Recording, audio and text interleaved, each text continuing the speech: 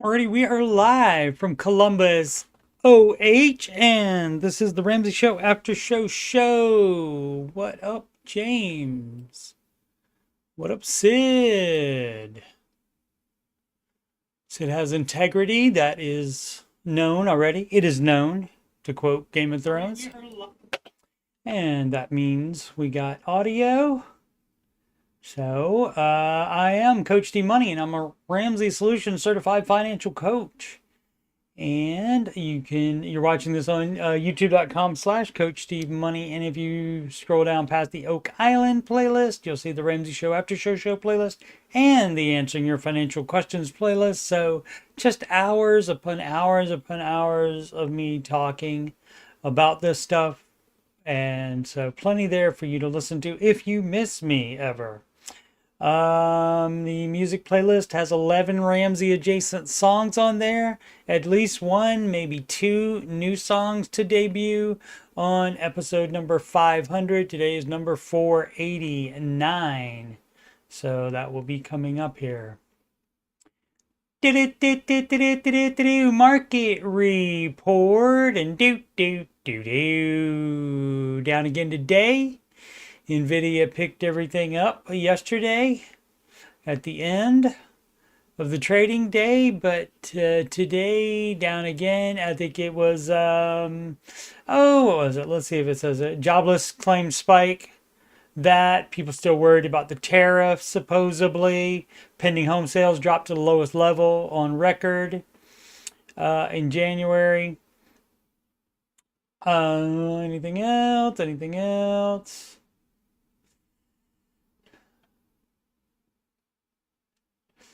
Nope. Everything while we're down here, everything, of course, in the top 6 stocks. The Magnificent 7 is these plus NVIDIA, which NVIDIA was down today as well, down 8.48%. And so, after that, and they had good numbers yesterday as well. So you can never tell what the traders are going to do and what they're going to worry about and what they're going to get excited about and hopeful about. Let's see. Europe mostly down, just the FTSE up. Asia mostly up. The US dollar up against the euro, up against the Japanese yen, up against the British pound low, up against the Canadian dollar sorry, and up against the Australian dollar, so it's a clean sweep for the US dollar. And I find that more often than not, when the market has a bad day, the dollar ends up beating everybody else. Just seems to happen that way. Is there anything else? Oh, who do we have? Dell reporting at 4:30, so they already reported. Let's see what is up with Dell. Dude, you need a Dell. No, it cratered and then went up and then, did that thing that it does with computers probably selling at a price that somebody preset. And so not a good day for them. Forecast $15 billion of AI server sales this year. How is that bad? Yeah. Why would that be bad? The Dell earnings top expectations. AI driven demand grows.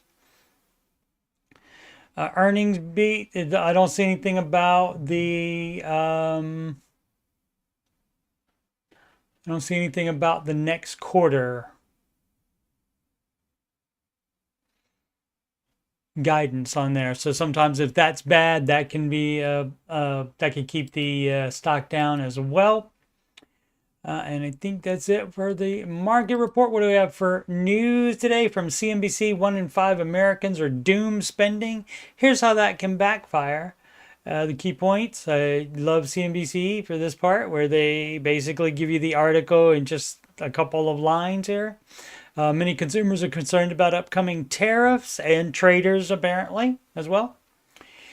Those fears are causing some consumers to spend even more than they would otherwise. Illogical, Captain. While doom spending may be one way to cope with stress, it comes at the expense of your financial well-being. That much is certain. That is like, that's like spending all your money and having a good time. Like if an asteroid is coming this way, if it doesn't hit the Earth, you should not have spent all that money. You're going to be missing all that money because you need money to live. So you spending money to feel better, that's not generally a good idea. Maybe some counseling, dog. Maybe some counseling instead of doing that. Alrighty, we are going to reddit.com/r/Dave Ramsey, and this group is run by fans, not by Ramsey Solutions. A group run by Ramsey Solutions would be on Facebook, and it is called the Ohio State University, the Ramsey Baby Steps Community. If it's called anything else other than that, it's not run by Ramsey Solutions. Alrighty, Republic OK 3416. We'll find out. Debt-free Scream just made the last payment on my student loans. Can finally start working on baby step 3. That is how that works. Good job. Good job understanding the baby steps. 3, which I should complete in about 6 months. After that, I want to buy a home in the next 5 years. Since we're still apartment living, what's your number one recommendation to accomplish that goal? Okay, so how it works is when you are trying to save a down payment or save for anything, the way you do that fastest is you do not spend money on anything else. And that would seem like common sense, but people, generally, it says want to buy a home, but then, also in the back of their head, they're not mentioning it. A lot of these questions say, well, I want to buy a house. And then they also say, well, I also want to buy a car, and I want to do this and want to do that, 3 or 4 different things. And you have a limited amount of income. So you have a limited amount of things that you can do with that. And so one goal at a time is best. Except, of course, for if you're on steps 4, 5, and 6, that would be to do steps 4, 5, and 6 as fast as you can. All 3 of those. But yeah, just like general buying things, spending money things, you're limited to your income. So you got your expenses to pay for. You have investing to pay for as well. Now, granted, this person can not invest for up to 2 years. Can invest 0. That's fine with Mr. Ramsey, so that they can save up a larger down payment faster. And that's often needed when it happens increasingly that people are in a high cost of living area and they don't make high cost of living money, but they want to stay there anyway. And so that requires a larger down payment to not destroy your financial life. Which, destroying your financial life, that can destroy other parts of your life as well. Accurate Beach 994. When is buying a home a bad investment? If you can't afford it, if it's too much house. Let's see. High risk versus low risk locations. Let's see. My wife and I bought our starter home in 2016, and it has served us well. You served me well, Lord Vader. Over the years, our family is growing, and while our home is still big enough, it's missing some things we can now afford. Everybody wants to move up in house too. Everybody wants to get a bigger house for some reason, or it's missing some things that we can now afford. I want them. We're planning to move in about a year, okay? Since getting married and buying our home, we've been focused on our careers. Instead of a honeymoon, we use that money for our down payment. Great. We've since paid off $120,000 in student loans and credit cards, have 0 debt, fabulous, for a fully funded emergency fund, and about $4,000 in extra monthly income after covering living expenses. Given the current economy, in today's economy, okay, none of the Ramsey advice has anything to do with the current economy. You would do it regardless of what the economy is. That's what makes it good advice. But yeah, people always bring up in today's economy. I hate that crap. We're grateful for our financial stability. Great. Great. The economy had nothing to do with it. It's because you paid off those loans and you saved that full emergency fund. And you have expenses not crazy because you have $4K extra monthly. So, you know, not to say you couldn't cut the budget down more. They probably could, especially since they're in the, we've been, you know, we're missing stuff in the house. We don't have this particular thing in the house the way I want it to. Or like the one the other day where the house layout wasn't good for them for some reason. Anyway, with the strong housing market in Connecticut, we expect to walk away. Just walk away, Renee. You won't see me following you back home. I knew I would need a beverage, some little agua.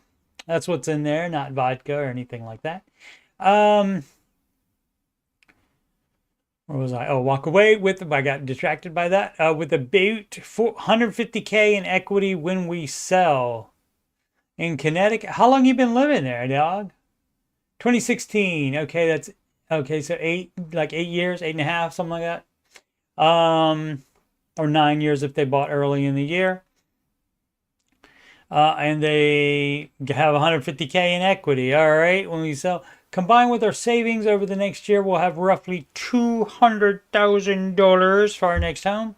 My job offers flexibility to move to either North Carolina or Tampa, Florida. Raleigh, North Carolina is not cheap. There's some other places in North Carolina that aren't cheap. And Tampa, Florida, you know, good luck getting flood insurance. I don't know how that works there. A lot of companies aren't selling flood insurance there anymore and won't insure a house at all, matter of fact, in Florida. So that's something to think about. From a lifestyle perspective, Tampa is more appealing. However, the Florida housing market feels risky, making us consider renting and investing our down payment instead. Yeah, you could do that. We're financially disciplined, so we wouldn't misuse the funds. So if you're planning on renting there, but you think you might want to take that money out and buy a house, if you're gonna stay renting for 5 years, that's fine. Otherwise, you wouldn't use the market as a piggy bank. And if you want to use that money for anything else ever, you definitely would not put it in a retirement account because that's penalty to take it out early. Let's see. More stable housing market, lesser financial risk. If we move there, we'd rent for a year and then buy if it felt right. Good idea. Great idea.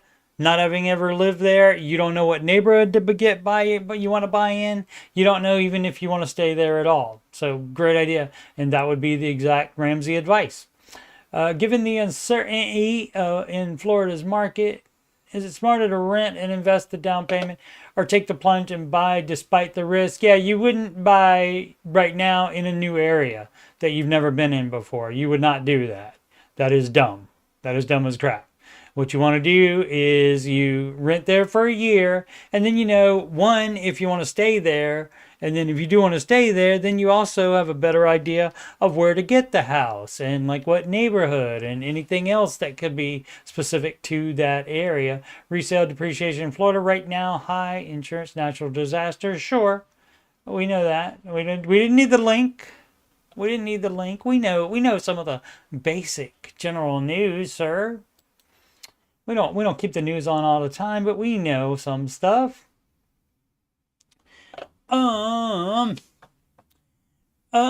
Sid says, speaking of which, the models predicting that asteroid strike went down to 0.001%. Yeah, I mean, you know, I'm surprised that they announced it anyway. I mean, I guess that sells papers and stuff and gets clicks more likely today. The old sell papers, that gets clicks for sure. But yeah, I mean, and of course, you know, it's easy to believe if you saw, what's the name of the movie? What is it called? Don't Look Up. I believe that was a Netflix movie. I can't remember. Good cast. I can't remember exactly who's in it at the moment, but they did a thing where the government put it out that it was happening, uh, but they like said it. It like only may happen. They downplayed it and said it was gonna take a lot longer. And then when it was revealed that it was going to be sooner, then it came out that the government already did know about that. So sorry for the spoiler alerts, but that movie is probably a good 8 maybe years old now, so that's on you if you haven't seen it. Similar equipment, 5411. What should I pay? The Jennifer Lawrence. I'm trying to remember the male lead. Can't remember. I have a total balance of $2,000 on my Amex card, and a Meryl Streep's in that, and a balance of $3,099 on my Navy Fed Amex card. I have $3,800 in my savings account, and around $1,800 in my checking account. And all bills have been paid. What about the bills though? You got the Bulls paid. So the Bulls. What about the Bears? Got to pay the Bears too. What should I do? Should I put the $2K on my Amex card to pay it off? Looking for actual help. Well, the actual help is in the baby steps itself, which easily answer this question. Baby step 2, it says pay off all debt smallest to largest. All debt smallest to largest, my friend. Why do you need actual help? There's your actual help right there. And so 21 comments, so maybe they explained it to this person that somehow could not understand it. And it's not even, we don't need to know that it's on Amex and Navy Fed Amex card, or where this is in the savings account. And you wouldn't have money in your savings account either. You're doing it wrong. So how about you take a little glance at the baby steps?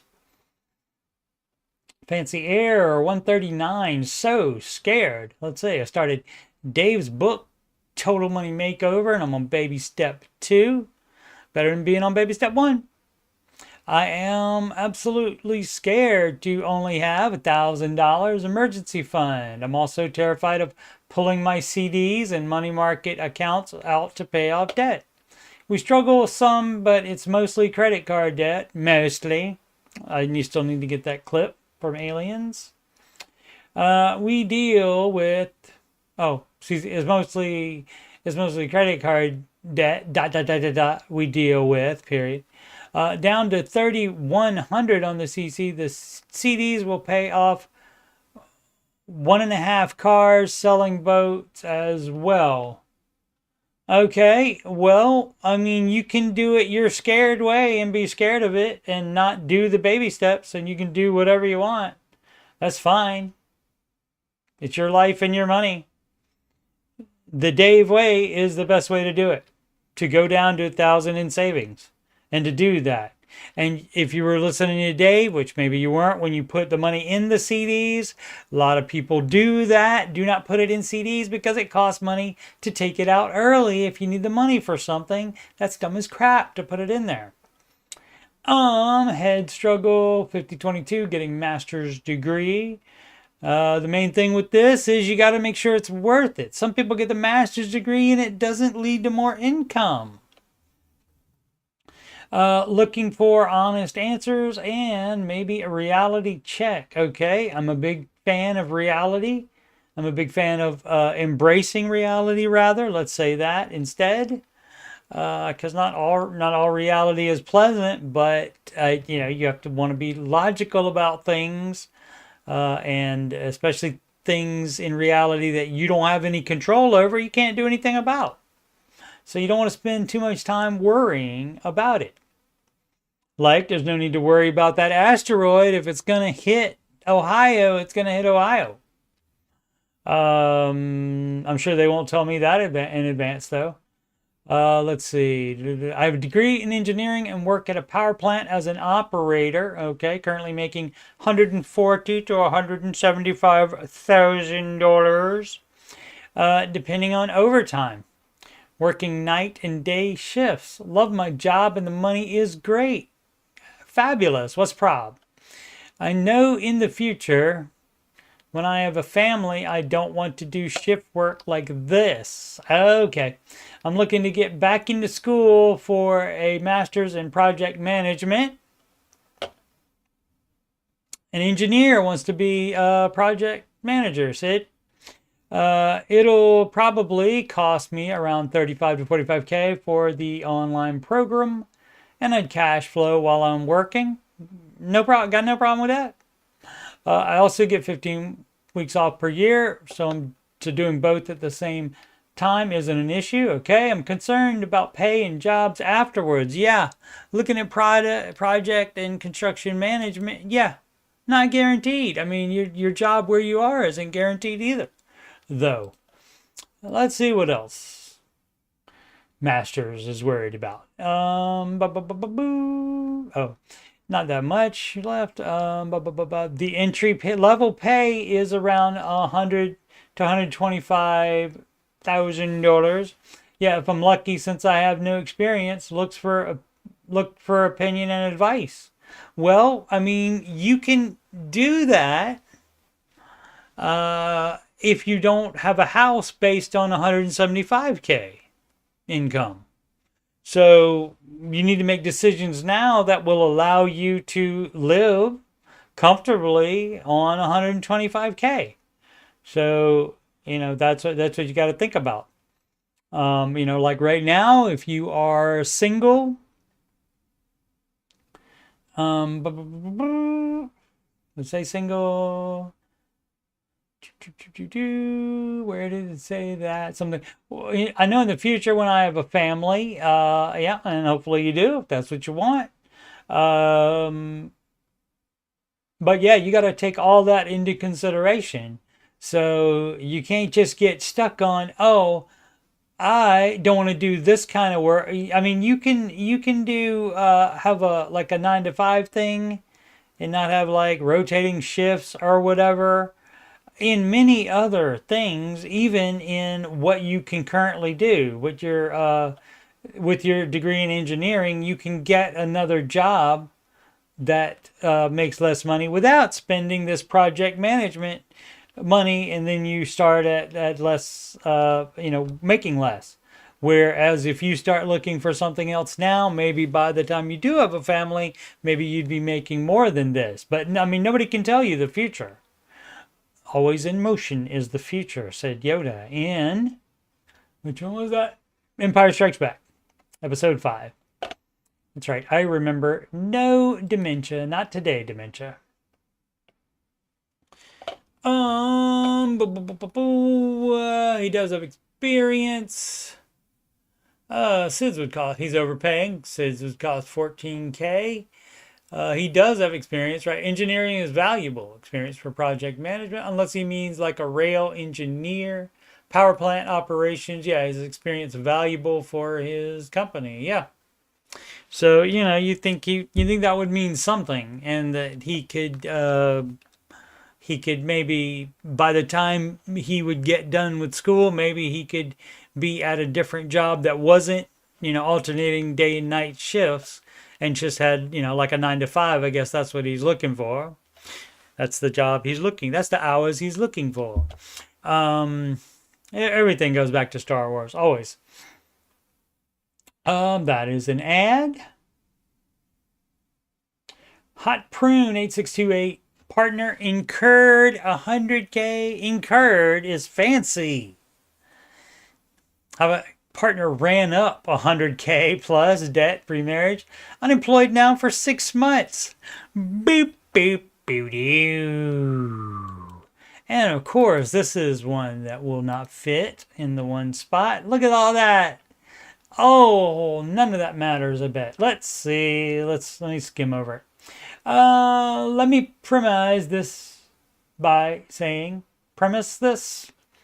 I know when you use it as a verb, I don't know how it's pronounced. Probably just premise, just like normally. This by saying, I, 33, love my person. We're not going to gender at all here. Love my person, 41, very much. I'm not looking for leave now. Common tree, just suggestions or insight because I'm at a loss and so stressed. Well, I mean, you talk to your person and say, hey,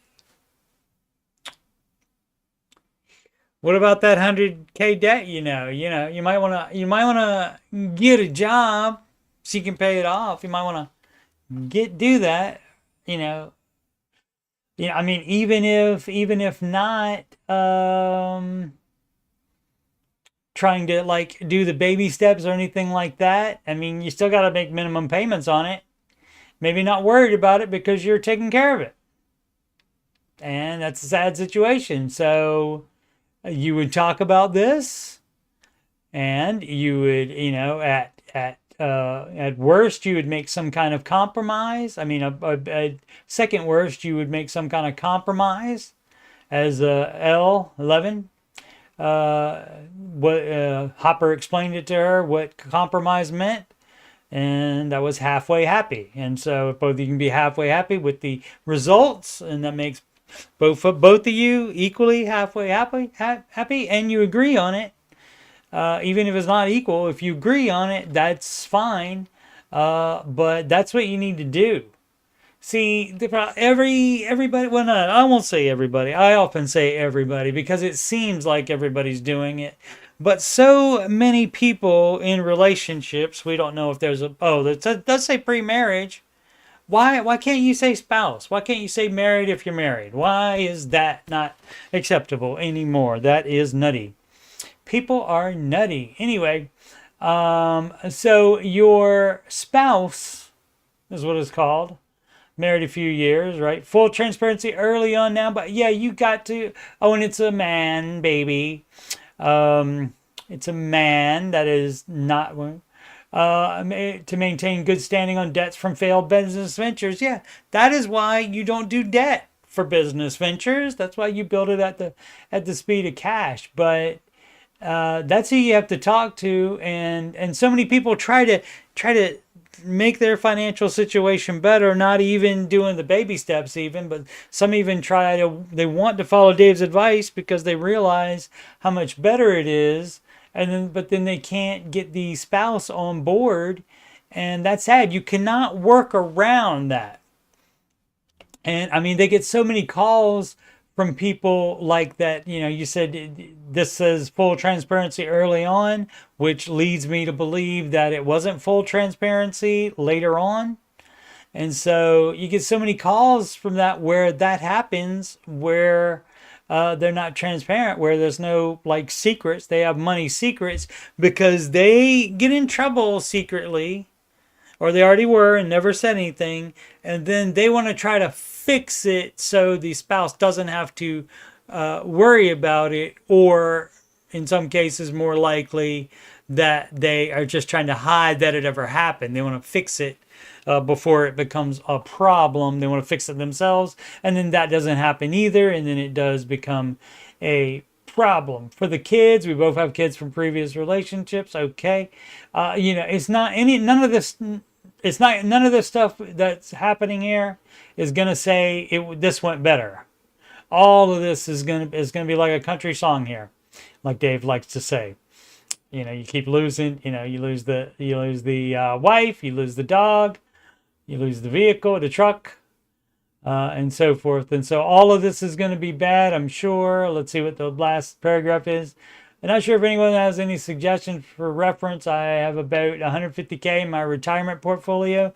Yeah, you wouldn't touch that to pay off any debt, not even your own. But if I pull, I'll be penalized heavily, right? Which is why we would not do that. I would suggest that the person get a job. And then at that point, if they refuse to do that, then you have to think about whether you want to stay with that person. What a long-term SBA loan. You do not fix situations like this by borrowing more money. That is so stupid. Consolidate debts. That's going to make more debt. They don't have to all be in the same place. And the business debts I now have, yeah, you shouldn't have any either. You're not no angel. You're no saint either. You're doing it wrong too, but at least you are working. And so there's no prenup. because I was told, Office Space reference, those are for people who don't trust their future spouse. Well, you shouldn't have. Shouldn't have. Is bankruptcy the only option? Bankruptcy should always be the last option. If so, how does that affect me? Any other suggestions on the stuff that your name is on? I mean, if your name is connected to his, that's going to affect you as well. If your name is on any of his accounts, that's going to affect you as well. So yeah, I mean the money thing, and that's the real sad part of this. The money thing is not the biggest problem here. The biggest problem is you did debt as well, and so but you are working to pay it off. So that part's not helping, because then it's even worse when the other person has debt and was secretive about it apparently, and now not working. So let me just see if there's a illness or something like that, and some kind of medical condition. Working in corporate isn't for him, blah, blah, blah, especially in a toxic work environment. Everybody says that if one thing happens that they don't like. That is, and yes, I said everybody. But people do be exaggerating these days, especially when trying to make their case on a financial issue, that kind of thing. Sid packing up to head home. Have a good night. I will, Sid. Hope you do as well. Assuming she'll listen to it later. Of course she'll listen to it later, won't she? Jack the Happy Skull. How do I get a underwriting for a mortgage? All right. So since the U is there, it would be an underwriting, but that's not even right. You mean an underwritten loan or an underwritten mortgage. So very bad there, but we'll go past that part. You go to a brokerage that is familiar with manual underwriting, like, for example, Churchill Mortgage that Dave recommends. I'm not ready. I'm only 18, but just trying to get all my information ready so I can. You would just want to, and since you're not ready, that gives you more time to get more stuff under your belt, more payment history under your belt. Like if you are not living by yourself now and renting by yourself now, do that. Move out of mommy and daddy's house and do that so you get that rent history. And so that's basically what you need to provide for that. If you don't have a credit score. So you would have to provide some assurance. The credit score gives some assurance that you'll pay off your debt, but as we know, not all the time. But you do want to have a history of paying things, and it doesn't have to be debt. You don't have to take out debt. You can have the history of paying utilities or rent payments. Those would be the big ones that you would need to show on for manual underwriting. Let's see. So I trying to get all my information ready so I can. Okay, I would like a $500,000 for 15-year mortgage. Probably not possible. Not at 18, probably. No. But that's what I hope for. No, that's too much house for you, my friend. And getting into a career shortly after high school. What career? And haven't gotten any credit card and zero debt. That's great. Keep it that way. I have a car and a small job, but I'm not sure about getting an underwriting loan. Yeah, that's not going to happen. It's underwritten loan is the correct phrase on that. Maybe stay in high school an extra year and learn that. Who do I go to? What is the process like? You just go to a brokerage or a lender, and you can even call them first and see if it's local. You can do that over the. You can go do that in the office with them and ask them if they do manual underwriting, or you can call ahead and see if they do manual underwriting. Churchill Mortgage definitely does, and that you might be able to do the early part of that online. But you would not even need to do any of that until you do have a payment history. Since you don't have apparently no credit card, no debt, then you're going to need to have that history. So you need to be renting somewhere by yourself instead of living with parents, most likely. Unless you have a crap ton of money to put down. And so also at 18, might not be financially knowledgeable and might not realize that, oh, you mean if I make $60,000, I shouldn't have a $500,000 house? That kind of thing. They might think that, oh, well, I can get that even if I only make $30,000 a year.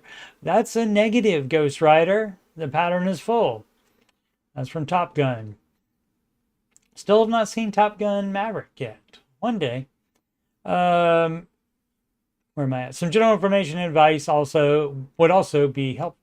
Thank you. Have a great day. I will. You have a great day as well. 26 people. Hopefully got this person straight. Jack the Happy Skull. Capital Feedback 9745. Advice on current vehicle situation. What's up, Misty Bikini? Good to see you. Thank you so much for attending my little presentation here. Where are we? Advice on current vehicle situation. Sell it. Let's see. Oh, it's only a beater. I have a beater, commuter 2009 Toyota Prius with 132,000 miles that runs fine. However, needs a new catalytic converter to pass smog in the state of California. Yeah, so you see, what you can do is move to a state that doesn't do inspections, car inspections. So that's one way you can get out of, spending money on things. Catalytic converter, some people probably think you need it. Let's see, in order to get it registered. Yeah, so, you got to do that. My question is, should I pay the roughly $2,000 to $3,000 to get it taken care of? Yeah, they can be expensive as well. If you only checked one source for that cost, check some more and see if it can be cheaper than that. And ride it until the wheels come off. If you would rather keep that car, it is a Toyota, so maybe it would be worth putting that $3,000 in it instead of buying a $3,000 other beater, and then you have more problems with that. Unfortunately, we don't know. If you replace the catalytic converter in that vehicle, in the Toyota Prius, we don't know if that's going to have other problems too. That could have other problems after that, even more so than a different beater would. So let's see, should I just sell it via Caravan? I don't think it's not Caravan. It's not the name of that company, I don't think. I don't think there's one named that. For $2,600, if you can sell it to them for that, you can probably sell it private sale for more, and save for another beater / commuter. I do have 2023 Tacoma that I'd like to preserve, hence having a beater car for the gas and such. Okay, well, you're moving into areas here where you're putting extra limitations on yourself, and getting ahead financially by having that 2023 Tacoma. And so, for example, if you have debt on that, the advice would be to sell that. Almost assuredly, unless you can pay it off in 2 or 3 years.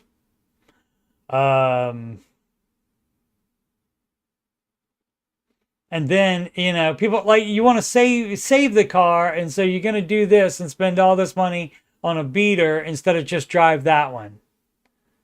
So, you just gotta make that decision for yourself. But you just need to think about, everything I said as far as moving out of California, moving to somewhere that isn't, that would help the rest of your finances as well. And then just decide if you want to put money into that one, since you're familiar with that vehicle and Toyota is generally reliable. That might be a better idea than selling it and then trying to get another beater. So, but yeah, people always love to try to do stuff like this too. People always trying to do the same dumb crap. I'm gonna buy a new car, and maybe you didn't buy it new, maybe bought it used, but a newer car anyway. And I want to preserve that, so I'm going to spend more money and get a car to just drive for everything. Then what do you drive the Tacoma for then? Why do you drive that? Where do you drive that to? And why aren't you trying to preserve it when you're driving it to where you drive it? That's dumb as crap, in my opinion. I'm not a vehicle guy. I like to get from point A to point B, and if it does that, I don't give a crap about it, and I would certainly not have two vehicles. There's no reason for that whatsoever. Comprehensive Tie 666 bought something. Bought something shouldn't have bought, probably. Let's see. Trying not to feel guilty, as they say in the bloody UK. Not big on the T's over there. Still or on baby step 2. Yeah, you're doing it wrong. I'm starting a new job as a server at a high-end steakhouse. I've always felt a nice timepiece can help you look professional. Dumb. Muskegon conked out. I don't even know what that is. A Citizen has a competitor's logo on it from 10 years service. And then I have a Fitbit. Anyway, I splurged and got a Timex for $140. Feeling a bit guilty since I haven't bought anything in so long. Anyways, it's been a long journey, about 12 months out, and I'll be debt free. It could have been sooner if you didn't get the Timex. And so, you know, I mean, you are the one that gets to run your budget. You can do that. And so, if you decide that's that important, you can buy it. So, but you're the one that has to deal with it. It's not going to put me back in debt or anything like that. So, you know, you feeling guilty about it is because you know you should not have done it. So, you have to deal with that yourself. Kerosene chemistry. All right. Balance transfer with 4 cards. Again, that's going to be a no. A NAR, because when you balance transfer, even if it's 0% interest, guess what? It's a fee to do that. And so they add to your debt immediately. And so part of baby step 0 is that you're going to pay off your dumb, stupid debt, and you're not going to add to it. I am finally in a place where I have a little extra money to throw at my debt. I have 4 credit cards total, 2 of which are paid off. Well, you shouldn't have those then. Cut them up. Close it. Cut up the ones that still have balances on them too, so they can't be used anymore. Remove them from your Amazon account or anywhere else you have them saved. You're doing it wrong. One which is maxed out and the other which I am chipping away at, but getting slammed by my interest, 13K at 22%. You know, the interest is why we don't do debt at all. And you shouldn't have done it at all. I did it too. I was dumb too. So I was right where you are. But eventually you have to say, well, we're just going to pay this out. We're not going to transfer it or move it around, because that gives people a false sense that they've done. So I did something smart by consolidating it. Dave calls it a consolidation because of that reason. Because it tricks you into thinking you've done something, and then you're less gazelle to pay it off. Let's see. Do another card to avoid interest. Again, bypassing the fee to transfer it. Totally dumb. I already have 4 cards, and I am looking into moving into a new apartment in the next few months. How? On what? Should I open a new card to speed up the process, or just keep chipping away and avoid another card? Yeah. Hard credit inquiry. The inquiry doesn't matter. You know what matters is you paying it off. If you have paid your current apartment, if you have a history of paying that fine, you could probably get in there even with bad credit. But again, we don't make decisions based on credit score. You don't need it in America for anything. You can get apartments without it. You can get mortgages without it. So yeah, the idea is in baby step 0, you say, I'm done with that. Not going to do it. Not going to take out any more. And part of that is not moving it around either, while you incur more debt as fees in order to avoid interest, which is the dumbest crap I've ever seen. And I often say I guess I'm just getting old. I say that all the time. That's the dumbest crap I've ever seen. And obviously it's not, because it's all different things that I say that about. Novel B541, how are we doing? Can I spend money on fun things? Well, depends. Wife and I are 50 and 55 respectively. We have $890,000 saved for retirement. Okay, so how you would look at that is that invested and making 10% average per year, that will generate $89,000.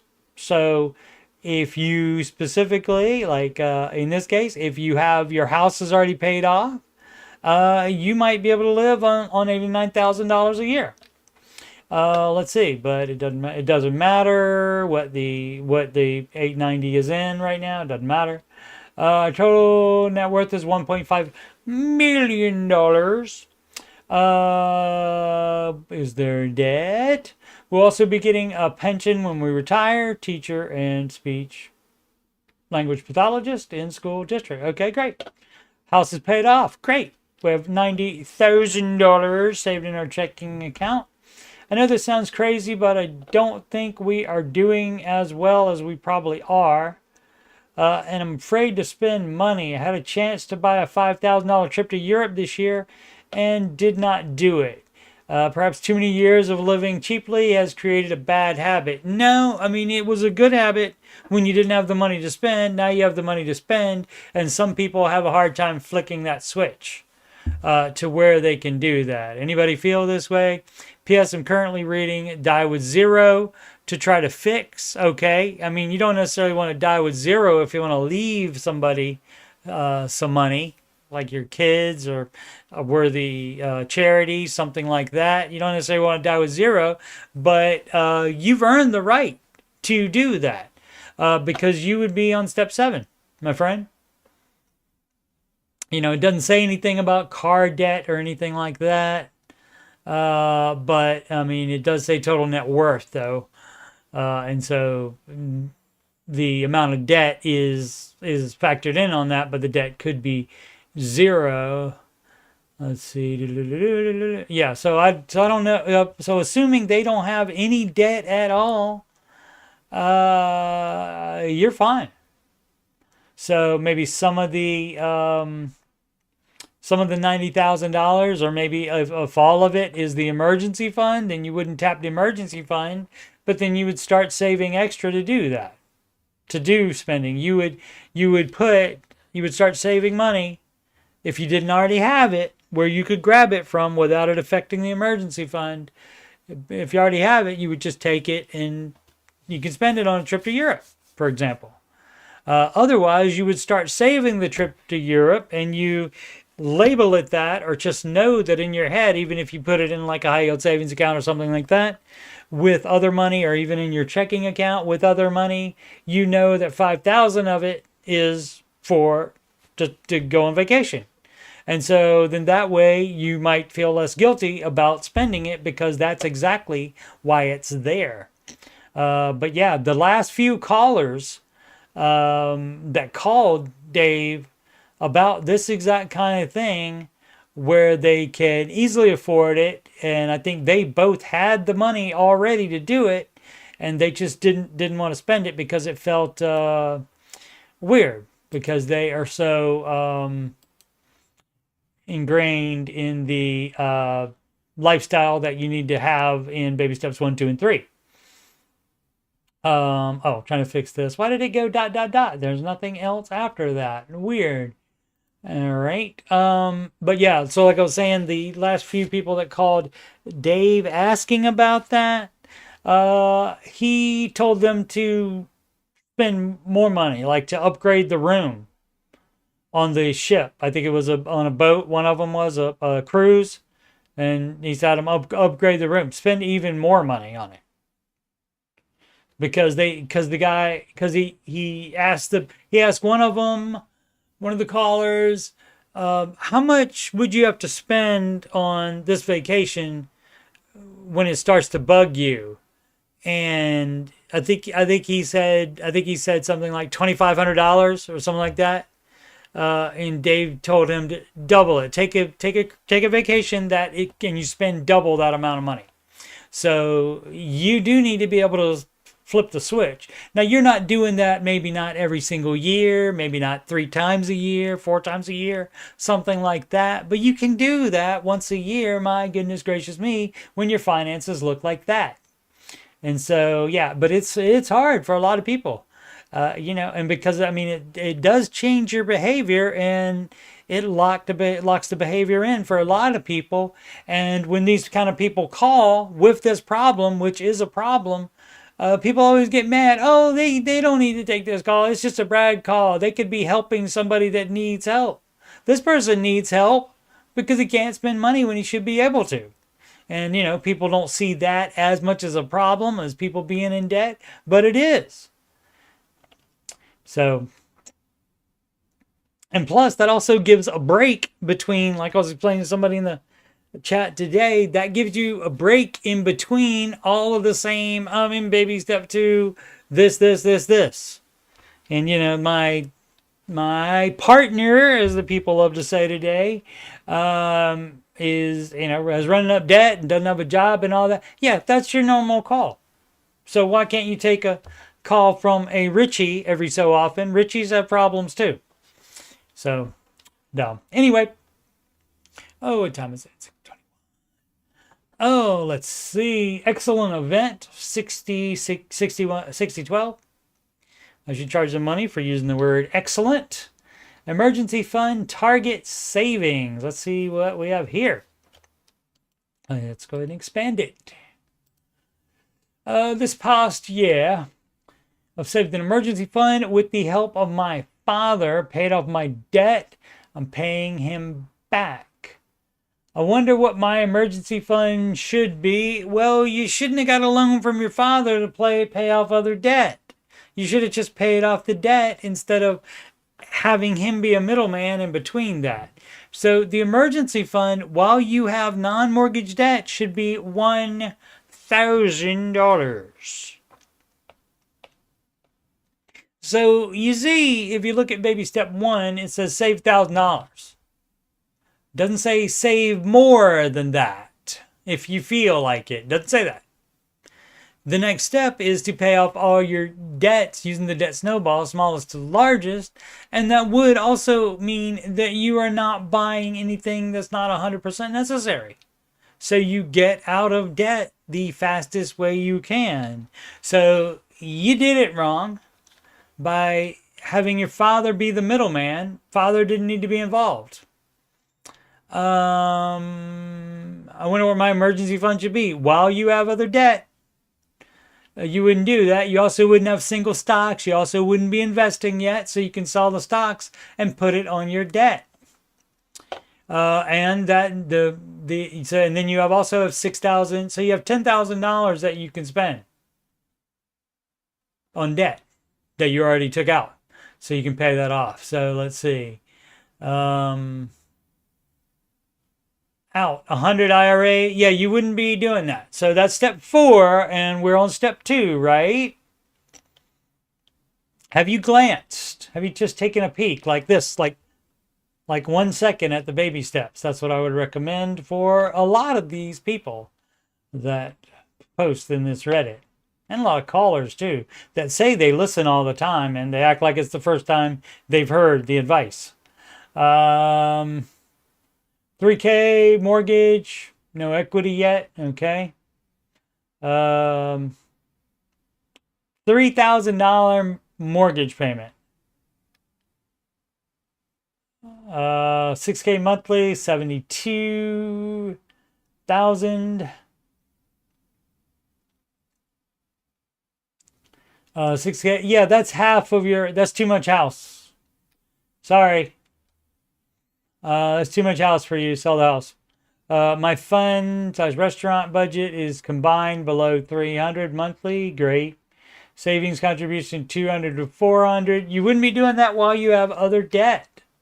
So, I mean, if the only debt you have is to your father for that other debt you helped him pay off, or the emergency fund if he gave you money for it, and you need to pay that back, you should do that. Child school covered through the VA, fabulous. 1.9K of my stated monthly take home is from service connected disability, so I've lost my job. Okay. I figured since only 4K of my take home pay is from job, 3 months of that being 12K, that is my emergency fund. Well, you wouldn't do that while you owe your father that money. You have zero debt before you even have the full emergency fund, and you have the full emergency fund before you invest 1 penny. So you're doing it wrong. That was my initial emergency fund target, right? Well, I mean, you would get to a lower amount before you would get to what you think it would initially be. 3 months is fine for somebody single, but I mean, for anybody that has a mortgage, I would recommend 6 months just because of the things that can happen with houses that might cost money. But yeah, that's too much house for you. That's half of your take-home pay going to the mortgage. So that would be a nar on that. So, I mean, the only way that you could possibly keep that is if you had virtually no other expenses, but I'm sure you do. So probably got to sell that house. And that's not what you ask about, but it often isn't. People are so obsessed with like one little thing, one little part that they can't figure out for some reason, even though they should be able to read the baby steps and figure it out, but can't.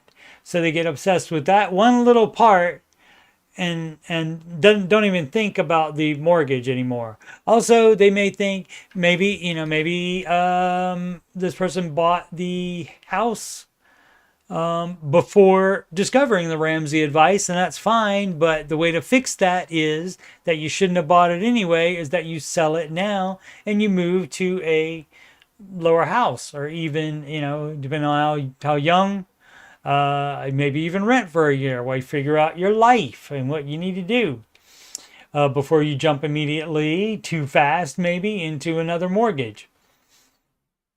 But like the restaurant budget, there should be none of that while you're paying off your dad either, and any other debt that's not mentioned here. So maybe there's not any, hopefully. Oh, let's see. Second, I could sell stocks off if needed. Could I include that towards my e-fund number? No, because you have to sell the stock at the brokerage, and the brokerage website. You have to sell it first and then wait for it to sell at the next price, and only after it's in your account as cash then you can transfer it out. So that's a no. So that would not be in there, and you shouldn't have that in there, and that should come out to pay your father off depending on how much daddy gave you. So you're doing it wrong. My thought 4K stock, yeah. See, thinking too much about this little stuff, and you have a freaking $3,000 mortgage. That's half your take-home pay, and so that's. Let's see. I would continue collecting 1.9 right from the VA. Honestly, I'm ready to spend some money. What? You already spent money on that house. You don't have any extra money. This is my second post ever on Reddit, so hopefully I'm following Reddit etiquette. You are, but you are not following the baby steps, as they say. So how many comments? Not that many. Let's see. The emergency fund, 3 to 6 months of household expenses. Not necessarily 3 to 6 months of net income. That's true. I missed that, and I do remember saying net income now. 3 to 6 months. The mortgage is eating you alive. Indeed. You haven't paid off your debt. You just changed who the creditor is. That is correct. And so step 2, pay out daddy. Got it. Think I could probably rent a room out. Yeah, don't do that crap. Just move down and out. People always want to keep things, dumb things that are too expensive that they shouldn't have bought in the first place. So yeah, very normal response though, and that's why see, not worried about it. He or she is not worried about it because they got a plan. I could just rent a room out. That still is not going to take it down to 25% of your take-home pay. That's still not going to do that. So that would be a negative on that. People always want to try to keep the dumb, expensive stuff they bought. I'm sure it's a great house. I bet it's a fabulous house. The answer would be nar on that. Oh, let's do one more. Mamba Mentality 24. Would this be enough investing? Expand it, because the ellipses are at the end. And only another word or two there, apparently. Hello, hi guys. Baby step 4 flare. We'll see. Some people can't figure out what baby steps they're on for some reason. There's a tool on the Ramsey Solutions website that will tell you what baby step you're on. Let's see. Hello, hi guys. I start a new job tomorrow and I'm super excited. Totes excite. Go. I'm going to do all the payroll information and I need to know how to divvy up investing. What? Oh. Well, if you're on Baby Store, you get Baby Store. Baby Step 1, I combine Step and 4 for store. Baby Step 4, that would be the time to invest. Dave Ramsey says to invest 15% of your income. That much is certain. Of your gross income, right. My company will match 200% up to 6%. Meaning if I put in 6%, they will match 12% of my income, which is 18%. Yeah, that's great. Their match does not count as any part of that number. Dave wants you to have 15% of skin in the game and get used to investing that because you may change jobs at some point and you won't get that spiffy match. I also plan on putting a little bit of money towards my own retirement in a form of a Roth. Okay, that's fine as well. It would be match first. You would want to get all that because that's 100% rate of return. Even though it's like up to 6%. What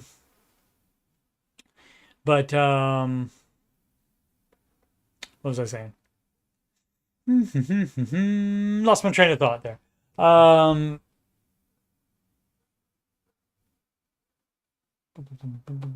It goes match first. And then, I mean, you do have to, you're still working with the maximum that you can put in each account, but you would do up to that match. So theoretically, 6% that you put in, that would theoretically not max you out of that. And their match does not count towards that 15%, as I said. And it also doesn't count toward the limit. I don't believe matches do. And so you would match, and then after that Roth, and you said of a Roth. So I don't know if you're thinking about doing a Roth 401k, which you certainly can do that, but they would have to put the match in the non-Roth 401k because by law they can't put it in a Roth account. Any matches. So you would have to have both open regardless. Or might be thinking about a Roth IRA, and that for someone under 50, that's only $7,500 a year. And so, you know, assuming you're not hitting any max contributions there, so it's match Roth, either the Roth 401k or the Roth IRA, and then you would go to a traditional in that priority order to maxing out. I make $55K a year. Yeah, you're not hitting the maximum. But I currently live with family and want to move out soonish, and I know I can afford an apartment on my own. Okay. Just unsure if I can afford an apartment while also throwing an additional $400 towards retirement, which would get me to 15% coming out of my pocket. Right. Well, that's what you need to be able to do.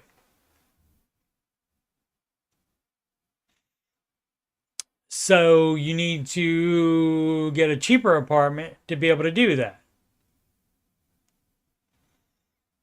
Also, any suggestions? He or she asks. So what you would do is you would take a look at your budget, and you know all that money you're spending elsewhere that you shouldn't be spending? Because if you live with your family, I mean, are you paying your like fair share of the rent there, like market prices for rent? Or are you getting a deal on something? Are you getting free food a lot? Stuff like that. So you might have more money in your budget when you stop spending extra on stuff. So you can be able to put in the 15%. But the 15% is what you're supposed to be doing. And if you can't do 15%, you have too many expenses, and or you don't make as much money as you should. Alrighty, so that would be the dealio on that. So you would not be having as expensive of an apartment that you would think you would be getting. You would also not be doing any other spending, no restaurants, etc., etc. If you can't do the 15 and pay apartment rent, you're not making enough then. So you need to make more money. Or lower your expenses as far as the cost of the apartment rent and any non-essential spending. You can cut all that out and see if you have any money left after doing the 15% and paying rent and all your other expenses. So yeah. Yeah, another one where people just aren't, they just get locked into like one thing that they're thinking about, and the reality of the situation and the easy answer, where they don't think, oh, I can but get a cheaper apartment. No. Like they just like make that a limitation. That's too much limitation on yourself. When you start saying things, well, I'm going to do that, I'm going to keep that, like the other one wanted to keep that expensive house that's 50%, that puts limitations on you as far as going along the baby steps faster. And so you got to be careful with that. Alrighty, and what's the next one? Poor mortgage payoff. We'll do that one tomorrow. Once again, that's a Friday. Don't hold your breath for Dave to be on the show tomorrow. Would not advise that. I advise him being on the show, but he almost never is on there on Fridays. So the normal team on there would be Mr. Camel and Dr. Deloney. And so maybe it'll be them tomorrow. Maybe it'll be somebody else. We don't know. YouTube.com/CoachSteveMoney is where you are watching this. And again, just scroll past the Oak Island playlist for my financial content. That's the Ramsey Show Aftershow playlist. And I need to take the Dave name off of there. It's been years, like 4 years or something. Something like that. I should take that off of there. Answering your financial questions playlist as well, and the music playlist. 11 Ramsey adjacent songs in there, including one that all the Redditors could use apparently, called How to Do the Baby's Nibs Right. And that would keep them from doing a lot of their stuff, and then they wouldn't have to put a question in Reddit about it, because then they'd already know. Alrighty. Thanks so much for watching. Hey, thanks very much. Much appreciated. All right, I am Coach Steve Money. I'm a Ramsey Solutions certified financial coach. And if you, yes, you, have money problems, or you just want to make sure you're on the right track, you can schedule a free financial coaching consultation with me at calendly.com/CoachSteveMoney. You can email me with questions about financial coaching or anything else on your mind at all. Anything on my YouTube channel, anything, I don't mind talking to you. If I'm too busy, I won't write back, or it'll take me a while. Donations can go to paypal.me/CoachSteveMoney, CashApp to $CoachSteveMoney, or a Walmart gift card to that same email address, CoachSteveMoney@gmail.com. Upcoming streams, this show, the Ramsey Show, Aftershow show, that is weekdays, Monday through Friday, 5:25 p.m. Eastern Time. That's right when the Ramsey Show leaves the YouTube. And then that's when I start up. Alrighty. Again, thanks so much for watching. So many other contents out there in the world for you to be watching and listening to. So I am very humbled and very thankful for you spending any second with me. I appreciate it. And as always, make smart financial decisions every day.